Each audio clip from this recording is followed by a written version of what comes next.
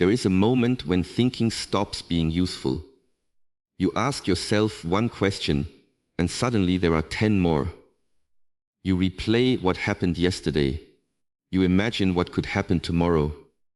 You analyze someone's words, their silence, their expression, their reaction. You create possibilities that have not happened, problems that may never happen, fears that exist only inside your own mind. And slowly, without realizing it, you become tired from fighting battles that are not even real. The mind has incredible power, but when you do not learn to guide it, that same power can become your greatest source of disturbance. You cannot control every event. You cannot control what another person thinks. You cannot control how people respond to you.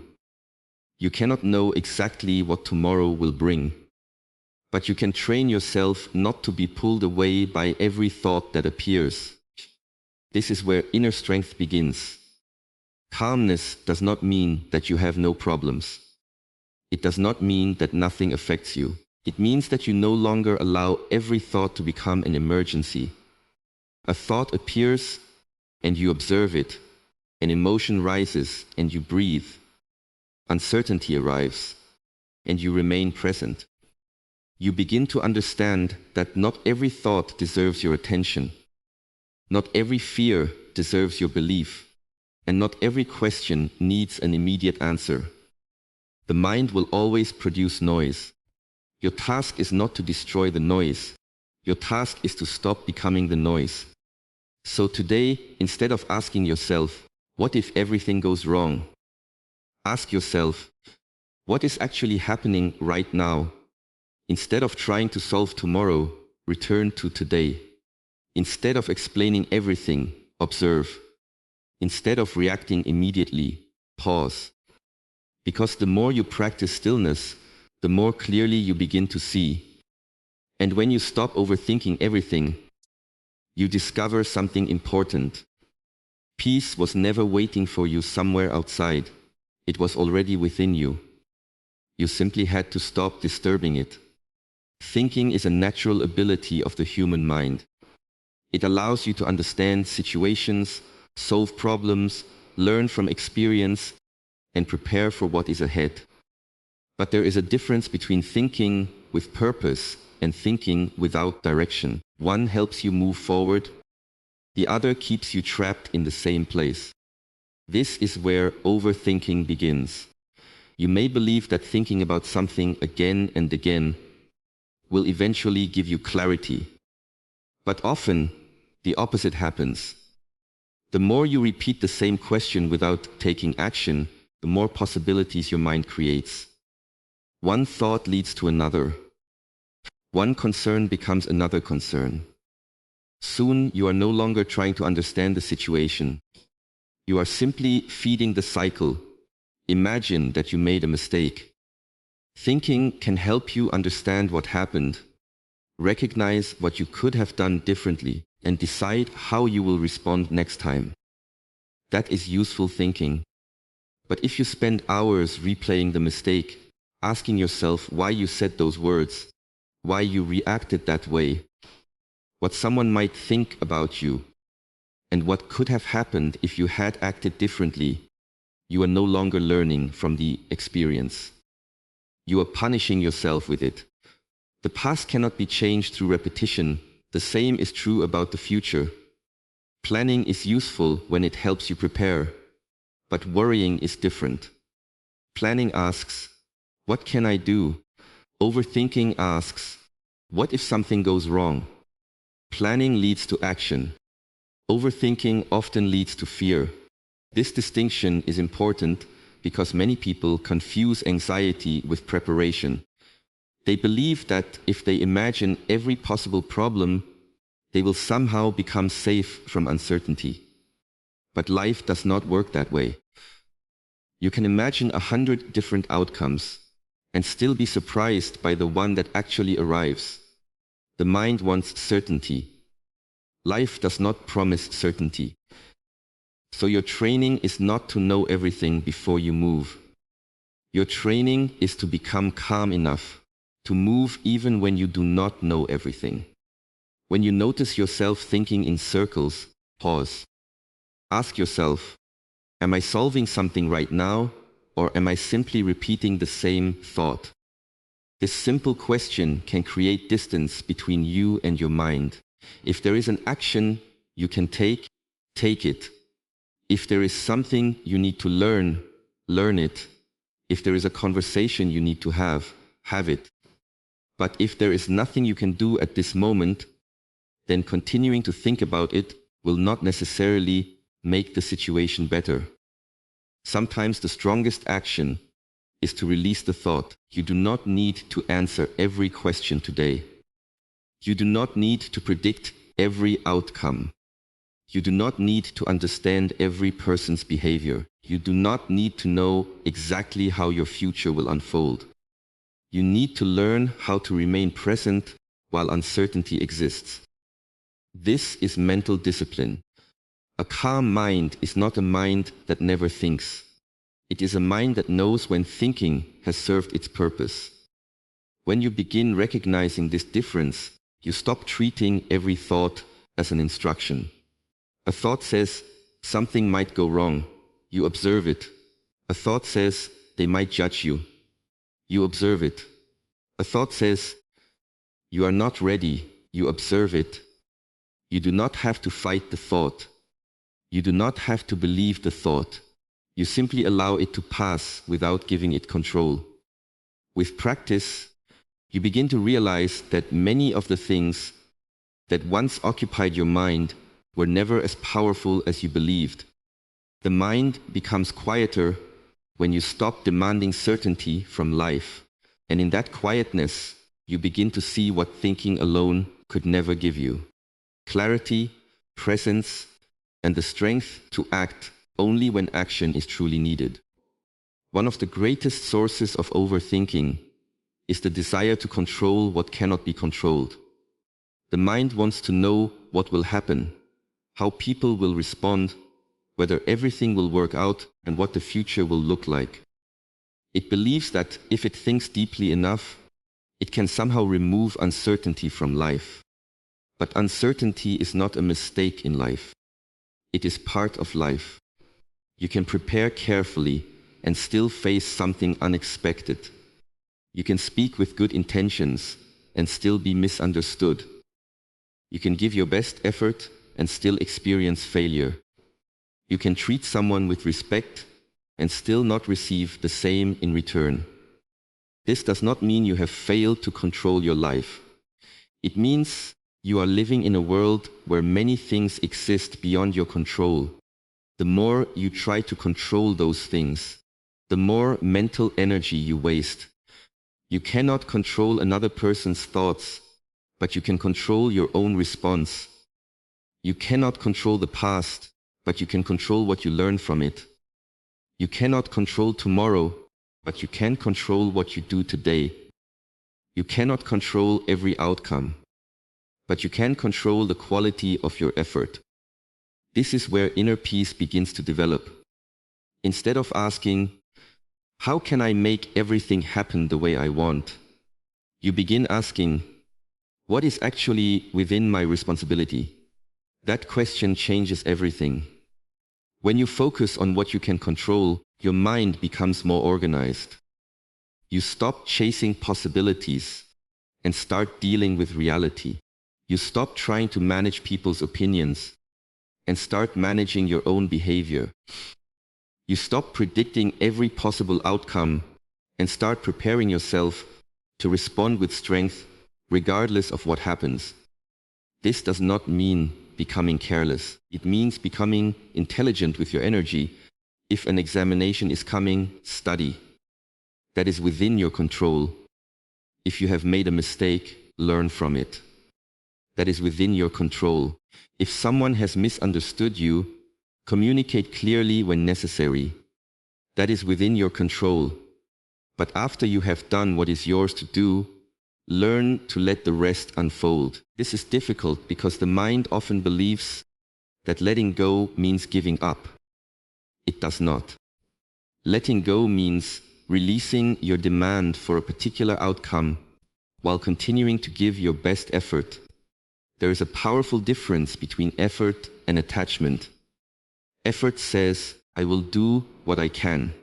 Attachment says, everything must happen exactly as I want. Effort creates strength. Attachment creates tension. When you become attached to an outcome, every small change can disturb you. A delayed message becomes a reason to worry. A small mistake becomes a prediction of failure. Someone's criticism becomes a threat to your identity. You begin giving external events the power to determine your internal state. But when you understand what is truly yours to control, you begin taking that power back. You realize that peace does not come from controlling everything around you. Peace comes from developing enough inner stability that you can face what you cannot control without losing yourself. There will always be uncertainty. There will always be people you cannot understand. There will always be situations you cannot predict. There will always be outcomes that remain outside your hands. Your strength is not measured by how perfectly you control life. It is measured by how calmly you meet life when it refuses to be controlled. So when your mind begins creating endless scenarios, pause and ask yourself, is there something I can do about this right now? If the answer is yes, act. If the answer is no, breathe. Return your attention to what is real, what is present, and what is yours to carry. Because the moment you stop carrying what was never yours to control, you create space for something far more valuable. A mind that is calm enough to see clearly, strong enough to accept uncertainty, and disciplined enough to focus only on what truly matters. There is a space between what happens to you and what you choose to do about it. Most people move through life without noticing that space. Something happens, a thought appears, an emotion rises, and immediately they react. Someone says something they dislike and they answer sharply. Someone ignores them and they become anxious. Something goes wrong and they immediately assume the worst. The reaction becomes automatic. But inner strength begins when you learn to pause. A pause may seem small, but it can completely change the direction of your life. When you pause before reacting, you give yourself an opportunity to see what is actually happening, instead of simply following the first emotion that appears. Imagine receiving a message that makes you angry. Your first instinct may be to respond immediately. Your mind begins creating explanations. You assume the person's intention. You prepare your defense. You want them to understand how they made you feel. But if you wait, breathe, and return to the situation later, you may discover that your first interpretation was incomplete. The situation did not change. Your relationship to the situation changed. This is why a pause is a form of discipline. It does not mean suppressing your emotions. It means refusing to let an emotion make your decision for you. Anger can be present without controlling your words. Fear can be present without controlling your actions. Disappointment can be present without controlling your behavior. You can feel something deeply and still choose your response carefully. This is an important distinction. Many people believe emotional strength means becoming emotionless. It does not. A strong mind can experience emotion without becoming its servant. When you feel overwhelmed, pause. Take one slow breath. Notice what is happening inside you. Ask yourself what you are feeling and why. Then ask whether the response you are about to give will actually improve the situation. Sometimes the answer will be yes. Sometimes you need to speak. Sometimes you need to set a boundary. Sometimes you need to walk away. But the important thing is that the decision comes from awareness rather than impulse. A reaction is often immediate. A response is intentional. The difference may only be a few seconds, but those few seconds can protect your peace, your relationships, your reputation, and your sense of self. You do not need to respond to every provocation. You do not need to defend yourself against every opinion. You do not need to correct every misunderstanding. You do not need to answer every message immediately. You are allowed to take time. You are allowed to breathe before speaking. You are allowed to step away until your mind becomes clear. This becomes especially important when overthinking is already active. A restless mind wants immediate answers. It wants to solve everything now. It wants to explain, predict, defend, and control. But when you pause, you interrupt that cycle. You return from imagination to reality. You return from fear to awareness. You return from impulse to choice. With practice, this pause becomes stronger. At first, you may remember to pause only after you have reacted. Later, you begin noticing the emotion while it is happening. Eventually, you develop enough awareness to recognize the moment before the reaction takes control. That is training. It is not achieved in one day. Every difficult conversation becomes an opportunity to practice. Every frustrating situation becomes an opportunity to practice. Every uncomfortable emotion becomes an opportunity to practice. Instead of asking, "How do I stop feeling this?" you begin asking, "How do I remain steady while feeling this?" That question changes your relationship with your emotions. You no longer need to run from them. You no longer need to obey them. You simply observe them, understand them, and choose your next step with awareness. A calm person is not necessarily someone who has fewer problems. A calm person may simply have learned not to give every problem an immediate emotional reaction. The world will continue to test your patience. People will misunderstand you. Plans will change. Unexpected events will appear. But you can train yourself to meet these moments with a pause instead of panic, awareness instead of impulse, and intention instead of reaction.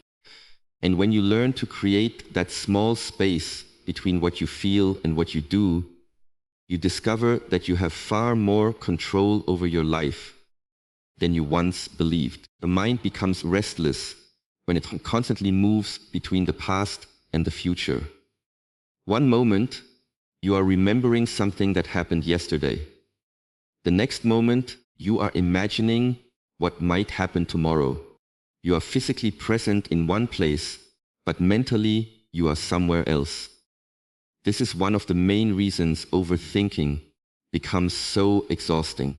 Your body is living in the present, while your mind is constantly traveling through places that do not exist anymore or do not exist yet.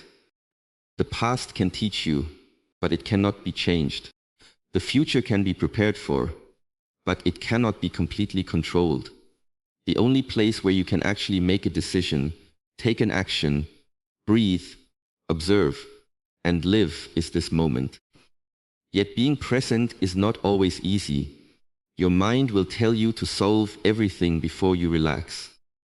It will tell you that you need to understand what happened, predict what will happen, and prepare for every possible situation. But there is always another question waiting. There is always another possibility to analyze. If you continue following every thought, you may spend an entire day mentally preparing for a future that never arrives. This is why you must learn to return to your breath, return to your surroundings, return to what is actually happening. When you notice that your mind is replaying an old conversation, gently bring your attention back. Feel your breath. Notice the sounds around you. Feel your feet touching the ground. Look at what is directly in front of you. You are teaching your mind that it does not have to live inside every thought it produces. Being present does not mean ignoring your responsibilities. It means giving your full attention to the responsibility that exists now. If you are eating, eat. If you are working, work. If you are speaking with someone, listen. If you are resting, allow yourself to rest.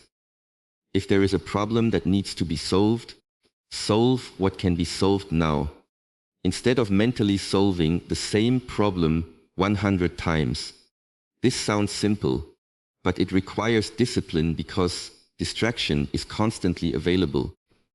Your mind naturally searches for what is missing, what could go wrong, and what needs to happen next. It takes training to notice this movement without being carried away by it. The present moment is where clarity becomes possible. When you are trapped in the past, you may carry regret. When you are trapped in the future, you may carry anxiety. When you return to the present, you create space between yourself and both. You begin to realize that right now, in this exact moment, many of the things you are worrying about are not actually happening. Perhaps someone has not responded to your message. The mind creates 10 explanations. Perhaps something important is happening next week. The mind creates 10 possible disasters. Perhaps you made a mistake yesterday. The mind keeps replaying it, but none of these thoughts require you to suffer repeatedly. You can acknowledge them without living inside them. Tell yourself, that happened, and I can learn from it. Or, that may happen, and I will deal with it when it comes. Then return. This return is the practice.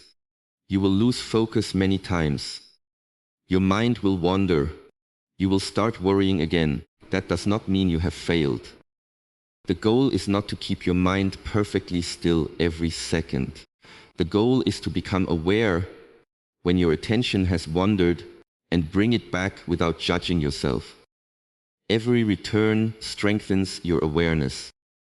Every pause strengthens your discipline. Every moment of presence weakens the habit of unnecessary overthinking. Eventually, you begin to understand that peace is not created by having answers to every question. Peace is created by becoming comfortable with not having every answer right now. You do not need to know what tomorrow will bring in order to breathe today. You do not need to solve your entire life in one afternoon. You do not need to carry yesterday into every moment of today. There is enough reality in front of you to deal with now. So when your mind begins racing, do not fight it with more thinking. Simply notice it. Take a breath. Feel the ground beneath you. Look around. Ask yourself what truly needs your attention in this moment. Then give that one thing your presence. Because the more completely you learn to live where your feet are, the less power the imaginary problems of tomorrow and the unfinished stories of yesterday will have over your mind. A calm mind is not something you simply receive one day. It is something you build through practice. Many people wait for peace to appear when life becomes easier, when their problems disappear, when people finally understand them, or when everything around them becomes stable. But life rarely becomes completely stable. There will always be responsibilities, uncertainty, disappointment, change, and unexpected challenges. If your peace depends on perfect circumstances, your peace will always be temporary. This is why mental discipline matters. Training your mind means learning to choose where your attention goes. It means becoming aware of your thoughts instead of automatically following them. It means noticing when fear begins creating stories, when anger begins preparing a reaction, or when anxiety begins imagining problems that have not happened. You do not become mentally strong by never experiencing difficult thoughts. You become mentally strong by learning how to meet those thoughts without allowing them to control you. Think of the mind like a muscle. If you want physical strength, you train consistently. You do not exercise once and expect permanent results. In the same way, you cannot expect one peaceful morning to permanently remove years of overthinking. You must practice returning to calmness again and again. Every day gives you opportunities to train. When someone frustrates you, practice patience. When something does not go according to plan, practice acceptance. When your mind begins creating unnecessary scenarios, practice returning to the present. When you feel the urge to react immediately, practice pausing. When uncertainty appears, practice trusting yourself to handle whatever comes next. These moments may seem ordinary, but they are where real mental strength is developed. Discipline is not about forcing yourself to feel calm. It is about creating habits that make calmness easier to access. You can begin with simple practices. Spend a few minutes each day sitting quietly without constantly reaching for your phone. Observe your breathing. Notice your thoughts without judging them. Walk without needing constant stimulation. Give yourself moments where you are not consuming information, solving problems, or reacting to other people's lives.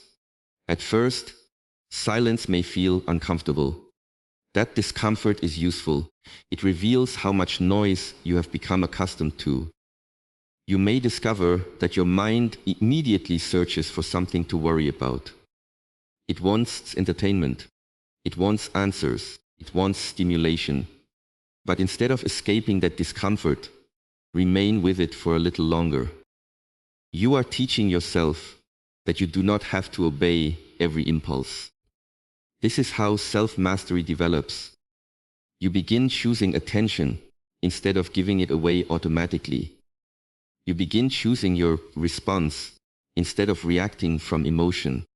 You begin choosing silence when silence is wiser. You begin choosing action when action is necessary. And slowly, your relationship with your own mind changes. You realize that thoughts are not commands. Emotions are not permanent. Fear is not always a warning. Uncertainty is not always danger. A difficult moment is not the same thing as a difficult life. This understanding creates resilience. There will still be days when you overthink. There will still be moments when you lose your patience. There will still be situations that shake you. The goal is not perfection. The goal is recovery. How quickly can you return to yourself? That is a powerful question. A disciplined mind can become disturbed without remaining disturbed. It can experience fear without becoming fear. It can experience anger without becoming destructive. It can experience uncertainty without collapsing into endless analysis. The more you practice, the more familiar calmness becomes. Eventually, you stop waiting for the outside world to give you peace. You understand that your responsibility is not to control everything around you, but to train the person within you who faces everything. That training happens quietly. One breath, one pause, one conscious decision, one moment of letting go, one return to the present, repeated enough times. These small actions become character. And when calmness becomes part of your character, you no longer need perfect circumstances to feel steady because you have trained your mind to remain grounded even when life around you is changing.